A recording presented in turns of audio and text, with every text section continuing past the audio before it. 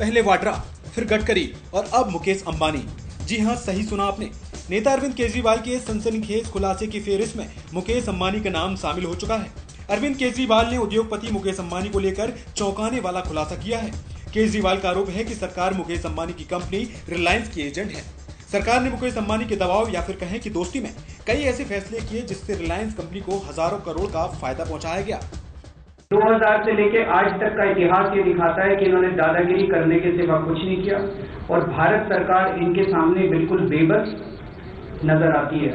तो कि हम 17 साल तक $2.25 प्रति यूनिट के हिसाब से एनटीपीसी को गैस सप्लाई करेंगे, लेकिन इनकी मंशा ही खराब थी। 17 साल तो होना दूर था, 2 साल के अंदर ही 2007 में इन्होंने कहा नहीं हम नहीं देते $2.25 में, हमें तो $4.25 चाहिए।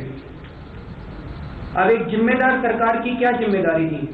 एक जिम्मेदार सरकार को उनको कोर्ट में घसीटना चाहिए था या उनका कॉन्ट्रैक्ट कैंसिल कर देना चाहिए था।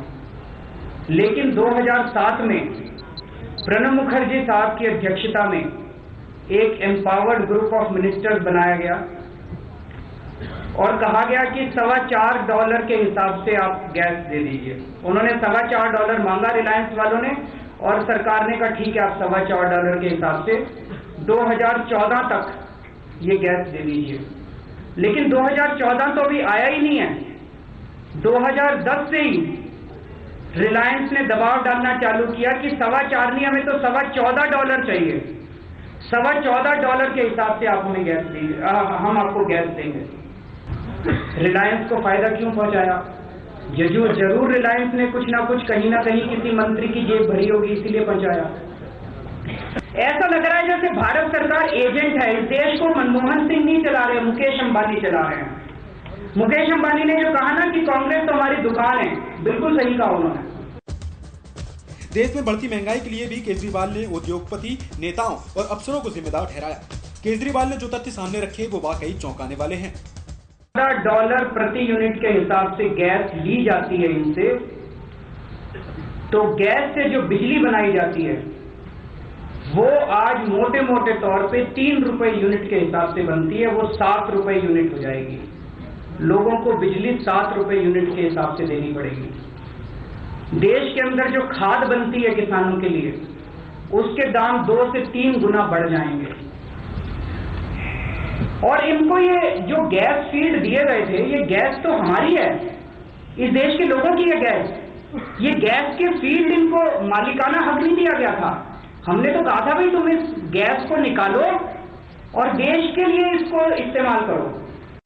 यही नहीं, केजरीवाल ने सरकार पर यह भी आरोप लगाया कि जयपाल रेड्डी से पेट्रोलियम मंत्रालय भी रिलायंस के दबाव में छीना गया। केजरीवाल का मानना है कि जयपाल रेड्डी को रिलायंस का विरोध करने की सजा मिली है। उस नोट की कॉपी अभी हम आपको देंगे।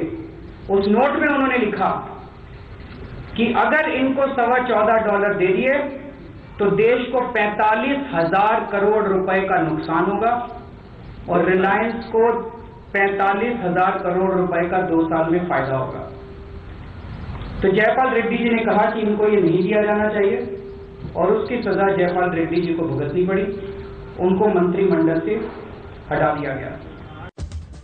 केजरीवाल की प्रेस कॉन्फ्रेंस में एक ऑडियो टेप भी जारी की गई। इस सीडी में नीरज राडिया और रंजन भट्टाचार्य की आवाज होने का दावा भी किया गया है और इस ऑडियो टेप में चौंकाने वाली बातचीत भी सामने आई है।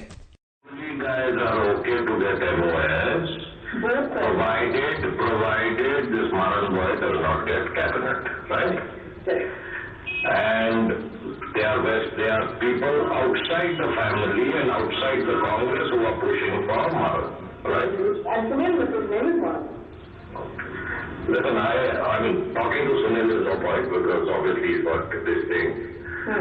Between you and me, I have a great line into Ghulam Nabi for whatever he counts. But does he have I'm giving a message this morning. I told Mukesh also to speak to him. I'll tell him to speak to Kani because Kani will take him directly to her father.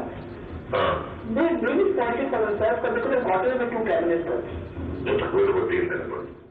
इस बीच केजरीवाल की press conference में हंगामा हुआ और जमकर मारपीट भी हुई।